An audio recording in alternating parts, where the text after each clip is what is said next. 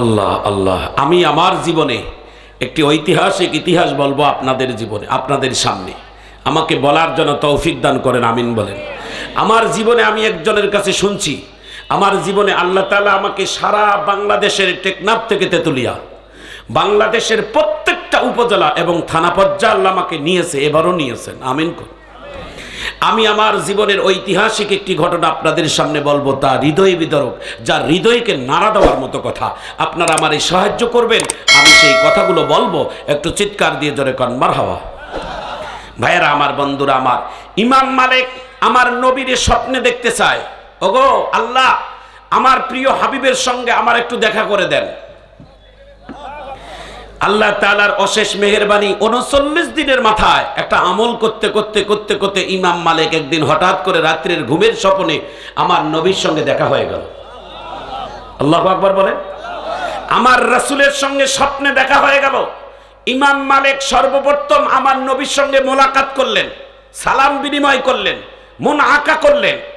আমার নবীর কাছে জানতে চেয়েছেন, কি ওগো পয়গম্বর, আমি আপনার খাদেম, আমি আপনার ভক্ত, আমি আপনার আশিক। ইমাম মালিক রহমতুল্লাহ আলাই যখন এই কথা বললেন, আল্লাহর রাসূল একটা মুস্কি হাসি দিলেন।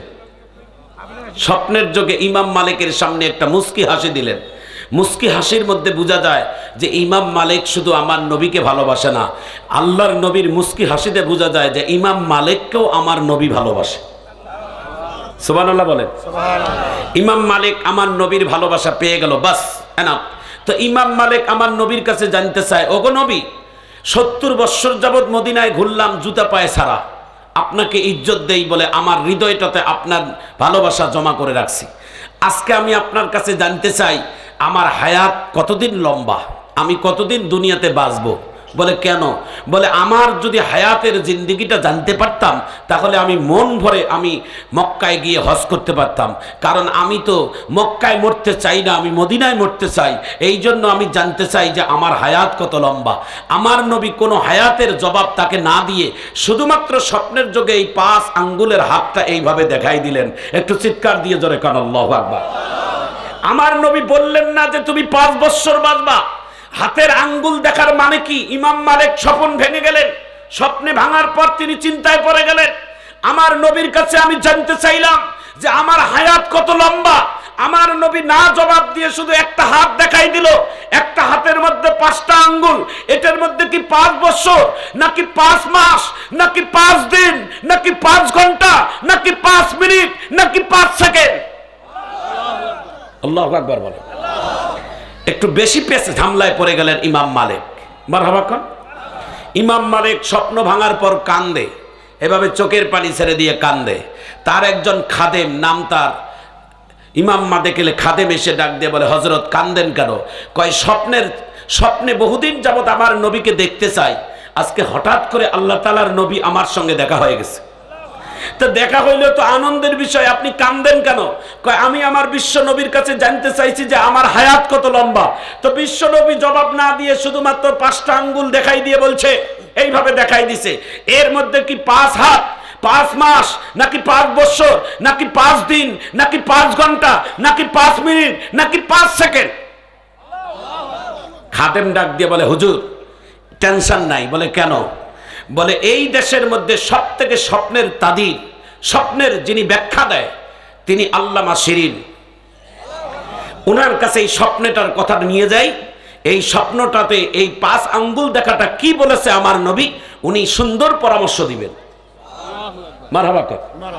তাহলে ইমাম মালিক বলেন, তাহলে তুমি যাও, ইমাম শাইখুল হাদিস ইবনে শিরিনের কাছে যাইয়া তুমি তাকে জিজ্ঞাসা করো যে এই স্বপ্নের তাফসীরটা কি, এই স্বপ্নের অর্থটা কি, 5 হাত দেখার কারণটা কি, একটু জেনে নাও। একটু চিৎকার দিয়ে জোরে কোন আল্লাহু আকবার।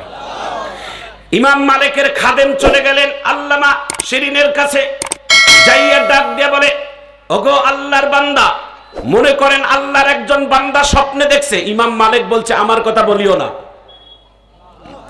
মনে করেন আল্লাহর কোন বান্দা আমার নবীকে স্বপ্নে দেখছে। কয় হ্যাঁ দেখুক। বলে স্বপ্নে দেখার পর ওই লোক স্বপ্নে আমার নবীকে জানতে চেয়েছে যে আমার হায়াত কত লম্বা। তো আমার নবী স্বপ্নে ওই হায়াতের কথা না বলে 5টা আঙ্গুল দেখাই দিয়েছেন। এই 5 আঙ্গুলের স্বপ্নের ওসিয়ত কি 5 বছর নাকি 5 মাস নাকি 5 ঘন্টা নাকি 5 দিন নাকি 5 মিনিট? ইবনে শিরিন ডাক দিয়ে বলে, এই স্বপ্নটা আগে কে দেখছে আমাকে জানান, স্বপ্নের উত্তর আমি পরে দেব। এই স্বপ্নটা আগে কে দেখলো আমাকে জানতে হবে, কারণ দুনিয়ার সাধারণ কোনো মানুষ এই স্বপ্ন কেউ দেখতে পারে না। একটু আল্লাহু আকবার জোরে বলেন ভাই, একটু জোরে বলেন আল্লাহু আকবার।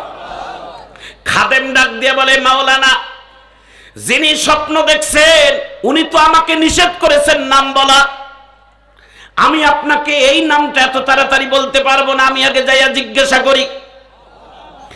আল্লাহর বান্দা আবার ওই ইমাম মালিকের কাছে আসছে। ওগো ইমাম মালিক, স্বপ্নের তাদবির জানতে চেয়েছেন। আমি যখন স্বপ্নের ঘটনাটা খুলে বললাম, ইবনে শিরিন ডাক দিয়ে বলে, স্বপ্ন কে দেখছে আগে জানান। আপনার কাছে নাম বলার অনুমতি পাই নাই, এই জন্য বলি নাই। এখন কি করব? ইমাম মালিক ডাক দিয়ে বলে, যাও এবার যাও, যাইয়া বলো। আবার হয়তো কাকুতি মিনতি করলে বলে দিয়ে দিবে। আবার ওই ব্যক্তিটা ইমাম ইবনে শিরিনের কাছে আসলেন। ইবনে শিরিন চোখ খুলে ডাক দিয়ে বলে, খাদেম আপনাকে আর নতুন করে নাম বলার দরকার নাই, আপনাকে আর ওই ব্যক্তির নাম বলার দরকার নাই যিনি স্বপ্ন দেখছেন, ওই ব্যক্তির নাম আমার শোনার দরকার নাই। আপনি যাওয়ার পর আমি মুরাকাবায় বসে জানতে পারলাম এই স্বপ্ন একজন দেখতে পারে মদিনার ভিতরে, আর কেউ পারে না। তেনার নাম একমাত্র ইমাম মালিক ছাড়া না। একটু হাত তুলে আল্লাহু আকবার বলেন, আর জোরে বলেন আল্লাহু আকবার।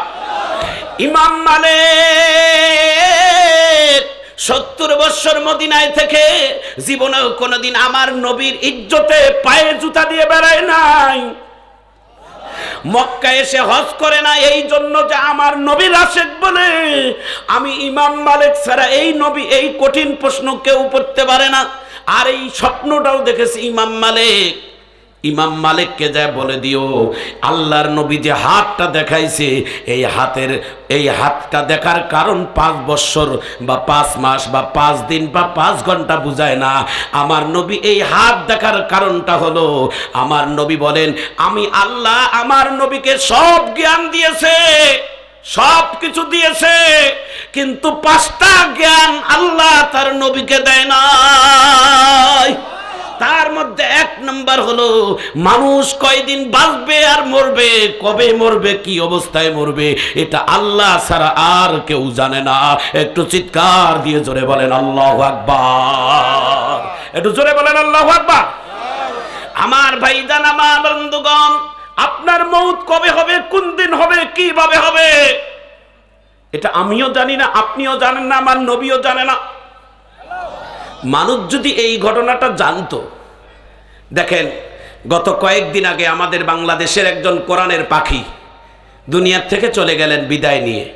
এই কোরআনের পাখির নাম হচ্ছেন ডক্টর আল্লামা লুৎফর রহমান রহমতুল্লাহ আলাই। মারহাবা কর। আচ্ছা সবাই বলেন তো, এই যে শূন্যস্থানগুলো চলে যাচ্ছে, এত বড় শূন্যস্থান হয়ে যাচ্ছে আমাদের দেশ থেকে, বাংলাদেশের মধ্যে হাতে গোনা যত ডক্টর আছে তার মধ্যে 10 জন ডক্টর হলো 1 নম্বরের। এই 10 জনের মধ্যে অন্যতম ইসলামিক স্কলার হচ্ছেন আল্লামা লুৎফর রহমান। মারহাবা কর। এই মানুষটা এত বড় একজন ইসলামিক স্কলার, ভাষাবিদ, তার ভাষা, তার তাফসীর, তার কথার গাম্ভীর্য আজও কোরআনের যারা তাফসীরে বেড়ায়, যারা কোরআনের কথা বলে, আমরা তাদেরকে অনুসরণ করি, আমরা তাদেরকে ফলো করি। আল্লাহু আকবার বলে। বাংলাদেশের মধ্যে আজও তাদের সুললিত স্পষ্ট ভাষায় কোরআনের তাফসীর করার মতো আল্লামা দেলওয়ার হোসেন সাঈদীর বিকল্প আর কোন বক্তা বাংলার জমিনে হয় নাই। জোরে বলুন ঠিক কিনা? এত স্পষ্ট ভাষায় কোরআনের তাফসীর করত আর সাধারণ মানুষের মস্তিষ্কের মধ্যে ঢুকাই দিত। আল্লাহু আকবার বলেন। বাংলাদেশের যত বক্তা আছে টেকনাফ থেকে তেতুলিয়া, আল্লামা দেলওয়ার হোসেন সাঈদীর মতো নিখুঁত তাফসীর কারকার কেউ নাই। আল্লাহু আকবার বলেন। তার মধ্যে দ্বিতীয় তাফসীর কারক ছিলেন এই ডক্টর লুৎফর রহমান দামাত বারকাতুহুম আলিয়া, মারহাবা কোন। একজন বয়োবৃদ্ধ মানুষ, 85 বৎসরের একজন আলেম, হঠাৎ করে ব্রেন স্ট্রোক হয়েছেন। যেই দিন স্ট্রোক হবেন ওই রাত্রের মাহফিল, যে রাত্রে স্ট্রোক হয়েছেন তার কিছুক্ষণ আগে তিনি মাহফিলে কথা বলেছেন। এটা আল্লাহু আকবার বলবেন না? এমন একজন বয়স্ক মানুষ, এমন একজন বয়স্ক, এনার থেকেও বয়স বেশি। আচ্ছা, আপনার বয়স কত বাবা? তাহলে ওনার বন্ধু হবে, মারহাবা কর। এত বড় একজন বয়স্ক মানুষ সেই রাত্রের স্ট্রোক হওয়ার 1 ঘন্টা আগে কোরআনের মাঠে মাহফিল করতে গিয়ে এই বক্তব্যটা দিয়েছেন। শুনলে শরীরের পশম খাড়া হয়ে যাবে। আমার রেকর্ডে আছে, আমি এটার বিষয়ে কথা বলেছি, ইউটিউবে এটা ছেড়ে দিয়েছে। আমার ভাইজান, আমার বন্ধুগণ, ডক্টর লুৎফর রহমান সাহেব এই কথাটা বলেছেন জনগণের সামনে। স্ট্রোক হওয়ার 1 ঘন্টা আগে বলছিলেন, আমার পাসপোর্টের মেয়াদ শেষ, আমার ভিসার মেয়াদও শেষ, নতুন করে পাসপোর্ট করে আর ভিসা লাগাইতে গেলে দীর্ঘ সময় লাগবে, হয়তো এত সময় আমার হাতে নাই, আগামী রমজানের আগেই হয়তো আমি দুনিয়াতে থেকে চলে যেতে পারি। আল্লাহু আকবার বলেন। এই মানুষটা কি সাধারণ কথা বলেছেন? আল্লাহু আকবার বলেন। এই মানুষটা কি সাধারণ কথা বলেছেন? যেই মানুষটা মৃত্যুর কিছুদিন আগে একটা কোরআনের মাহফিলে জনগণকে সামনে রেখে এই কথা বলছিলেন যে আমার পাসপোর্টেরও মেয়াদ শেষ, ভিসারও মেয়াদ শেষ, নতুন করে পাসপোর্ট ভিসা করে বিদেশে গিয়ে চিকিৎসা করার টাইম আমার নাই, আর রমজানের আগে হয়তো আমি আল্লাহর ডাকে সাড়া দিয়ে চলে যেতে পারি। আল্লাহ আল্লাহ আল্লাহ। আমরা যদি দুনিয়া থেকে এইভাবে চলে যাই, আপনারাও আমাদের জন্য এইভাবে একদিন দোয়া করবেন, আমিন বলেন। আপনারা দোয়া করবেন যে এই মানুষটা আমাদের মাঝে কোরআনের কথা বলছে। কিছুদিন আগে আমাদের আরেকজন কোরআনের পাখি চলে গেলেন। জেলখানার ভিতর থেকে একটা হসপিটালের গেটে যখন নিয়ে গেলেন, সাংবাদিকেরা তাকে প্রশ্ন করছিলেন, হুজুর কেমন আছে? মনে হয় আকাশের চাঁদটা তার মুখের মধ্যে আল্লাহ ঢালে দিয়েছে। বুকের মধ্যে ব্যথা হচ্ছে, পেইন হচ্ছে, কয়েকটা হাড় তার কয়েকটা ব্লক হয়ে গেছে। হাড় এতভাবে ধরছে যে কিছুক্ষণের মধ্যে লোকটা মারা যাবে। 2-3 ঘন্টা আগে সাংবাদিকেরা বলছে, হযরত কেমন আছে? তিনি তার মুখের হাসিটা আপনারা দেখেছেন, ইউটিউবে ইন্টারনেটে দেখেছেন, তার মুখের হাসি ফুটে বলছে, আলহামদুলিল্লাহ আমি বড় ভালো আছি। তার বুকের যে যন্ত্রণা বেদনা, এটা তিনি নিজে চাপ রেখে দেশবাসীর কাছে তিনি জানিয়ে দিতে চায়, আল্লাহ আমাকে যে অবস্থায় রাখছে আমি আলহামদুলিল্লাহ ছাড়া কিছু বলতে পারি না। আরে কমলপুরের ইউনিয়নের ভাইয়ারা, তোমাদের পা গুলো আগাই দাও বাবা। আমি আবুল কাসেম সরকার, আমি তোদের পা ধরে একটা অনুরোধ করি বাবা, কে কখন মারা যাব, কে কোথায় মরবো, কে কোথায় লুকিয়ে থাকবো, এটা কেউ জানে না। কথা বলেন ঠিক না? গত 5-6 দিন আগে ঢাকার রাজধানীতে বেইলি রোডেতে একটা 10 তলা ভবনের রেস্টুরেন্টে আগুন ধরে প্রায় 50 থেকে 55 জন লোকের জীবন আগুন হয়ে ছাই হয়ে গেল। কথা বলেন ঠিক না? তার মধ্যে একটা পরিবার, তার মধ্যে থেকে একটা পরিবার বিদেশ থেকে স্বামীটা আসছে, অনেক বড় দেশ থেকে আসছে। তার পরিবারের স্ত্রীকে, সন্তানদেরকে ভিসা পাসপোর্ট কমপ্লিট, তার স্বামী নিয়ে যাবে তার সন্তানদেরকে। 1 মাসের ছুটিতে আসছেন বিদেশ থেকে। আল্লাহু আকবার বলেন। 1 মাসের ছুটিতে আসছেন এই লোক, ভদ্রলোক। এসে তার পরিবারের লোকজনের সব কাগজপত্র আপডেট হয়ে গেল, সব ক্লিয়ার হয়ে গেল। যেই দিন মারা যাবেন ওই দিন দিনের বেলা স্ত্রীকে ডাক দিয়ে বলে, বিবি আজকে নতুন করে রাত্রের বেলার কোনো রান্নার দরকার নেই। কেন? কয় আজকে গোটা পরিবার আমরা একটা হোটেলের, ভালো রাজধানীর একটা ভালো হোটেলে আমরা একসঙ্গে পরিবারে খাবো। একটু জোরে কর আল্লাহু আকবার। আমি একটা ছোট আয়াত বলবো, দেখি শোনার পর কত জোরে আল্লাহু আকবার বলেন ইনশাআল্লাহ। কর ওয়া মাকারু ওয়া মাকারাল্লাহ,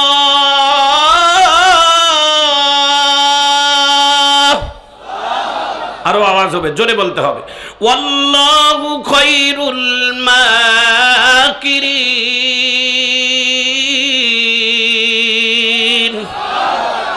নদীরে কুল ভাঙে ও কুল গড়ে, এই তো নদীর খেলা। সকাল বেলার ধনীরে তুই ফকির সন্ধ্যাবেলা। মারহাবা কর। আমি আপনাদেরকে, আপনাদের হৃদয়ের খোরাক আমি মিটাইতে পারবো না। আমি একটু চেষ্টা করছি আপনাদের দিলটাকে নরম করার জন্য, 1 ফোঁটা চোখের পানি যেন আসে। মারহাবা কর। আমার ভাইজান, আমার বন্ধুগণ, হোটেলে রেস্টুরেন্টে ঢুকলেন এই ভদ্রলোক। রেস্টুরেন্টে ঢুকে ওই বেইলি রোডের দামি একটা হোটেলের মধ্যে ঢুকে পরিবারের 5 জন, স্বামী স্ত্রী, 2 পুত্র সন্তান, 1 কন্যা সন্তান, ঢুকে টেবিলের মধ্যে বসছে। দামি খাবারের অর্ডার দিয়েছে, খাবারও চলে আসছে। বাবা মা সন্তান স্বামী স্ত্রী এক টেবিলের মধ্যে বসে আনন্দে খাবে। খাবার লোকমা 1 মুঠো মুখত দিবে, এমন সময় আওয়াজ, চিৎকারের আওয়াজ, আগুন আগুন আগুন, চতুর্দিকে আগুনের আওয়াজ।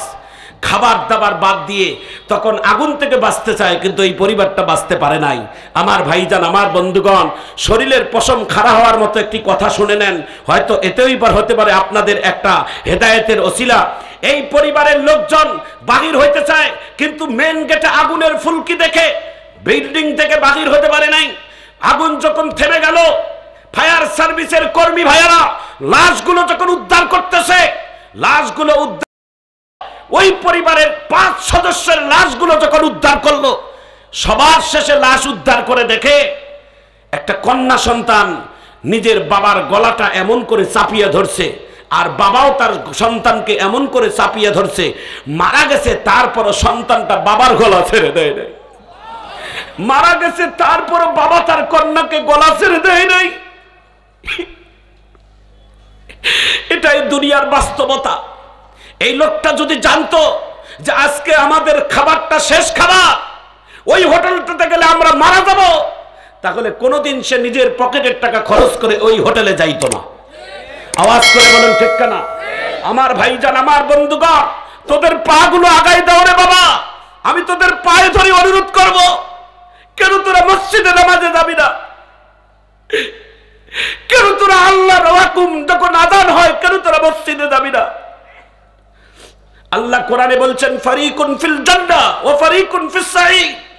তোমার জন্য 2টা রাস্তা আমি খোলা রাখছি, একটা হলো জাহান্নামের আর একটা হলো জান্নাতের। তোমাকে জাহান্নামের রাস্তায় তুমি বেছে নিবা নাকি জান্নাতের রাস্তায় বেছে নিবা? নামাজের পথে আসলে তোমার নিশ্চিত জান্নাত। আল্লাহু আকবার বলেন। দিলটাকে নরম করে দেন। আরেকটি কথা বলবো, আপনাদের দিল নরম করা। কমলপুর বাজারের ভাইয়েরা, কিছুদিন আগে বাংলাদেশের ব্রাহ্মণবাড়িয়ার একটি সন্তান সৌদি আরব প্রবাসী, সৌদি আরবের মধ্যে জীবনযাপন করে। একমাত্র সন্তানের টেলিফোন বাজলো সকাল 8টায়। টেলিফোন রিসিভ করে কান্নার আওয়াজ। কে কান্দে? চাচা। বলে, বাবা, তোমার মা এই 5 মিনিট আগে দুনিয়া থেকে মৃত্যুবরণ করলো। সন্তান চোখের পানি ছেড়ে দিয়ে কান্দে। বিদেশের মাটিতে আছি, মা মারা গেল। আমার মায়ের তো আর কেউ নাই, আমি একমাত্র সন্তান, সৌদি আরবে থাকি। চাচাকে ডাক দিয়ে বলে, চাচা, আমার মায়ের লাশটাকে এত তাড়াতাড়ি দাফন করবেন না। বলে, কেন? বলে, সৌদি আরব থেকে জেদ্দা এয়ারপোর্ট থেকে বাংলাদেশ বিমানবন্দরে 6 ঘন্টা 30 মিনিট সময় লাগবে আমার প্লেন ল্যান্ড করা, এবং বিমানবন্দর থেকে আমার 2.5 ঘন্টা লাগবে আমার ব্রাহ্মণবাড়িয়াতে যাওয়া। আমাকে 10টা ঘন্টা সময় দেন, আমি এই সৌদি আরব থেকে যত টাকা লাগে আমি নিজেই যে আমার মায়ের জানাজা নামাজটা পড়াবো। আমার মা আমাকে ওসিয়ত করছে, আমার মায়ের জানাজা নামাজটা আমি নিজে পড়াবো। ওই পরিবারের লোক সিদ্ধান্ত নিল, 10 ঘন্টা নয় 12 ঘন্টা সময় দিলাম। আগামীকাল সকাল 11টায় জানাজা নামাজ হবে এই মাইয়াতের। তার সন্তান এসে নামাজে জানাজা পড়াবে। সন্তান সৌদি আরব থেকে এমার্জেন্সি বিমানে চলে আসেন বাংলাদেশ বিমানবন্দরে। বাংলাদেশ বিমানবন্দর থেকে রিসিভ করে পরিবারের লোকজনেরা তখন তাদের নিজের এলাকায় যাচ্ছিলেন, ব্রাহ্মণবাড়িয়ার দিকে। বাবা, ডাইরেক্ট ঘটনাটা শুনে নেন। এই ছেলেটা বারবার গ্রাম থেকে টেলিফোন আসে, বাবা আর কয় মিনিট লাগবে? বলে, চাচা, আমি বাংলাদেশে নামছি, আমার এখান থেকে আর 1.5 ঘন্টা সময় লাগবে আমার জানাজা নামাজের মাঠে যাইতে। আবার 30 মিনিট পর আবার ফোন আসে, বাবা কত দূর? কয় আর 1 ঘন্টা। আবার 30 মিনিট পর ফোন দেয়। সন্তান শেষবারের মতো ফোন ধরে বলে, ডাক দিয়ে বলে, চাচা, আর ফোন দেওয়ার দরকার নাই, আমি এত কাছাকাছি মায়ের জানাজা নামাজের মধ্যে এসেছি, হয়তোবা আমাকে 10 মিনিট থেকে 15 মিনিট সময় লাগবে, এর মধ্যেই আমি নামাজে জানাজায় আমি অ্যাটেন্ড হয়ে যাব। ইমাম সাহেবকে কাতার বন্দি করতে বলে, কিছু ধর্মীয় আলোচনা করতে বলেন। আমার মায়ের জানাজা নামাজের মাঠ পর্যন্ত পৌঁছতে আমার 10 থেকে 12 মিনিট সময়। মোবাইল সাইলেন্ট করে ব্যাগের মধ্যে রেখে দিয়ে মায়ের কথা স্মরণ করে কান্দে। যখন মোবাইলটা পকেটের মধ্যে রেখে দিয়েছে, রাস্তার উপার থেকে একটা ট্রাক বোঝাই পাথর বোঝাই একটা ট্রাক এসে ওই ট্রাকের ওই কাঠটার মধ্যে সামনাসামনি সংঘর্ষে সবার আগে ওই ট্রাকের মধ্যে যা ছিল, মাই গাড়ির মধ্যে যা ছিল সবাই তো মারা গেল। সবার আগে যিনি মারা গেছে তিনি হলো ওই সন্তান যিনি সৌদি আরব থেকে মায়ের জানাজা নামাজের জন্য তিনি নামাজের জন্য আসতেছিল।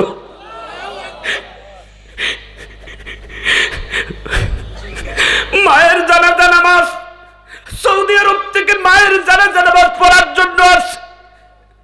কয়েক লক্ষ টাকা খরচ করে মায়ের জানাজা নামাজ পড়বে। মা ওসিয়ত করেছে আমি সন্তান জানাজা নামাজ পড়াবো। 10 মিনিট ব্যবধানের মধ্যে একটা সামনাসামনি ট্রাকের সংঘর্ষে ছেলেটা মারা গেল।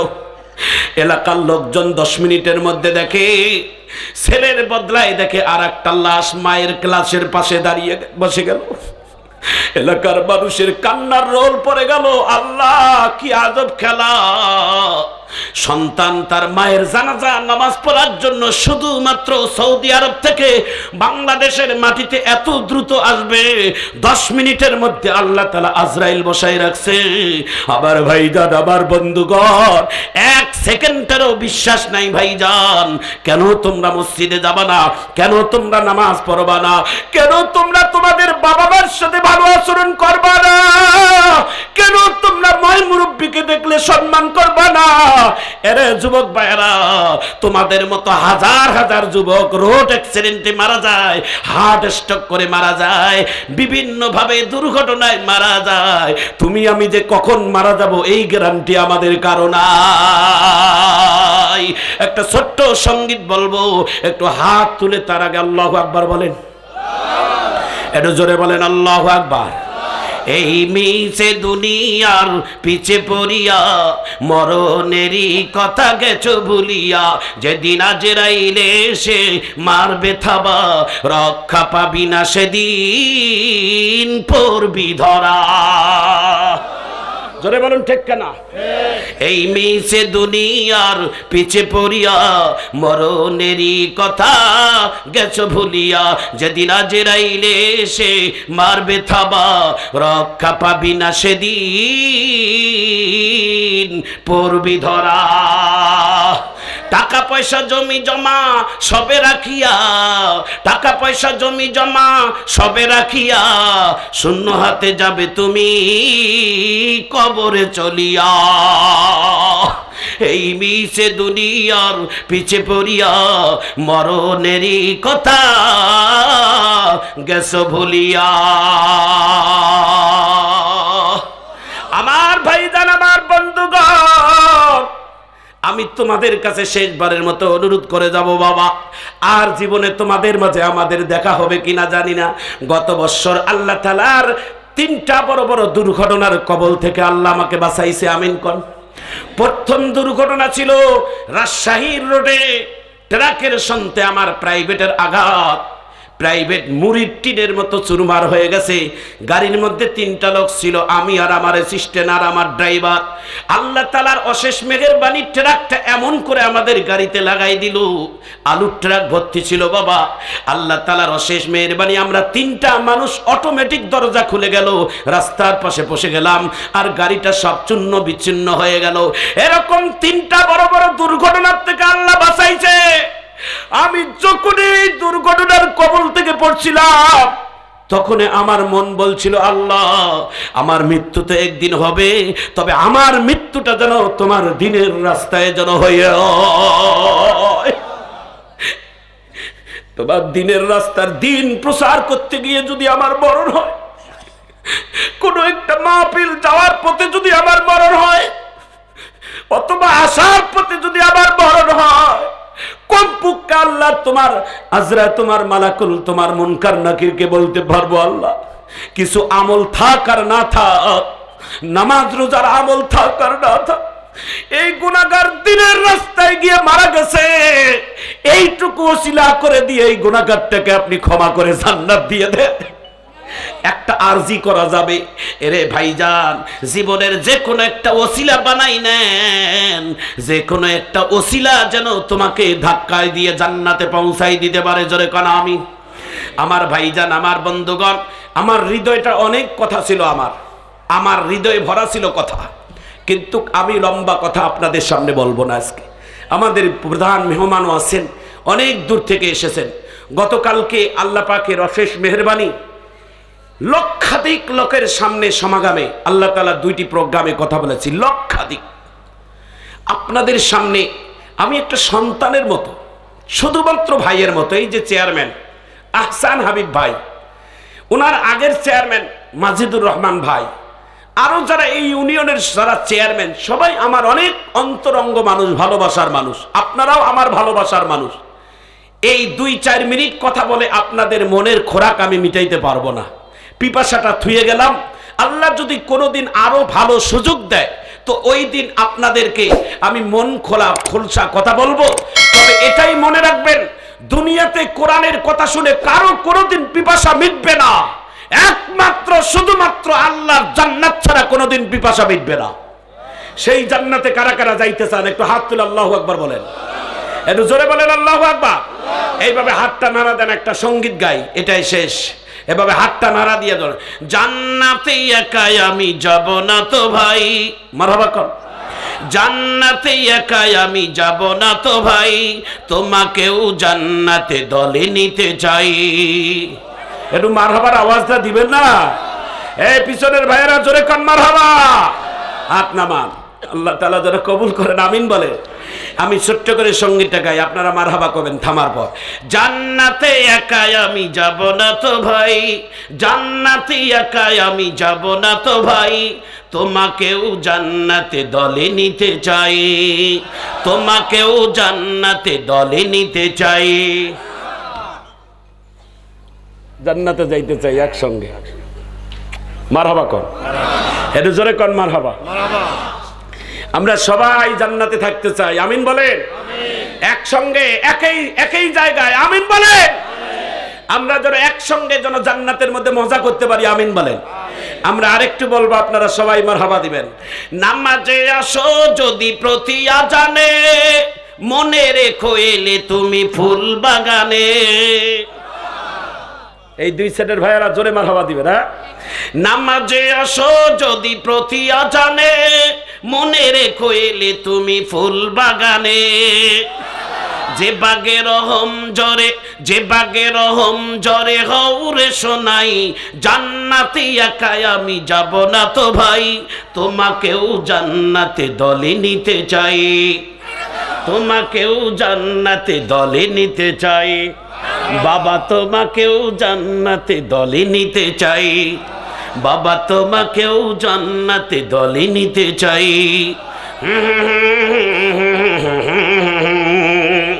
একটু হাত তুলে মারহাবা কর না কেন? আরো জোরে কর মারহাবা। নারায়ে তাকবীর, নারায়ে তাকবীর। 5টা মিনিট আমার সময়, 5 মিনিটের মধ্যে আমি একটু অল্প মুক্তাসার কালেকশন করব, আমিন কর। 5 মিনিটের মধ্যে সর্বপ্রথম আমার সভাপতি, মারহাবা কর। আজকের মাহফিলের সম্মানিত সভাপতি, আমাদের অত্র ইউনিয়নের সুযোগ্য মানুষ, প্রবীণ মানুষ, আমাদের প্রিয় মানুষ, একজন বয়োবৃষ্ট মানুষ, আমিন কর। সবাই সেই সভাপতির জন্য আলহাজ মোহাম্মদ জবেদ আলী সাহেবের জন্য সবাই একটা হাত নাড়া মারহাবা দেয়। আসতে বলেন না বাবা, জোরে বলেন, আরো জোরে বলেন মারহাবা। নারায়ে তাকবীর, নারায়ে তাকবীর। আজকের এই কমলপুর বাজার কেন্দ্রীয় জামে মসজিদ কমিটি এবং এই যুব সমাজের উদ্যোগে কোরআনের বাগান থেকে আমরা এই মুরব্বীর জন্য দোয়া করি, যতদিন দুনিয়াতে থাকবে আল্লাহ যেন তার হায়াতকে বাড়াই দেন, আমিন কর।